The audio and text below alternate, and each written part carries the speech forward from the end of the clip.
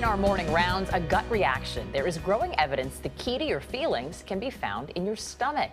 That connection could dramatically change the future of medicine. Our Dr. David Agus joins us again from Los Angeles. David, good morning. Good morning, Vanita. This is really fascinating and in some ways not surprising when you think about it. But what is the connection?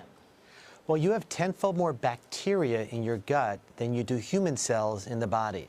And these bacteria are a key part of us. They metabolize our food, and they control many hormone levels. And there's a direct connection between the gut and the brain called the vagus nerve.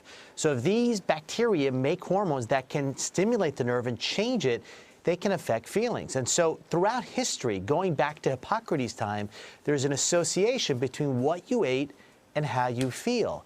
And now through some of the big data studies, we're starting to see these relationships. Potentially a relationship between high glycemic index foods and depression, potentially some of the neurodevelopment disorders tied to what you eat, because what you eat changes the bacteria in your GI tract. So you're saying, David, that as we go to the barbecue this weekend, we can determine how we're going to feel by what we put in our mouth? Exactly. So, Anthony, I need a list of what you're going to eat before you do it, and then I'll tell you what's going to happen. None of it's good, David, I'll tell you right now. A kale it's good to salad me. versus a hot dog. Yeah.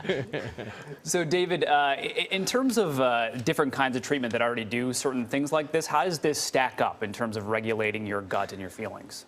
Well, right now, most of the treatments we have for psychiatric disorders, for how you feel, target the hormones in the brain.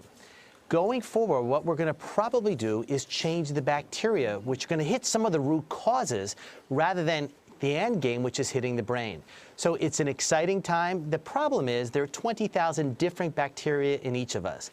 And so it's a new field, it's a growing field, and all of a sudden we know there's this connection. The challenge is going to be to change it so we can actually benefit from it. So there's no like go-to foods then, because I thought what you were going to tell us is there's certain things you definitely should be eating, like a probiotic in a yogurt. But does it vary for each person then?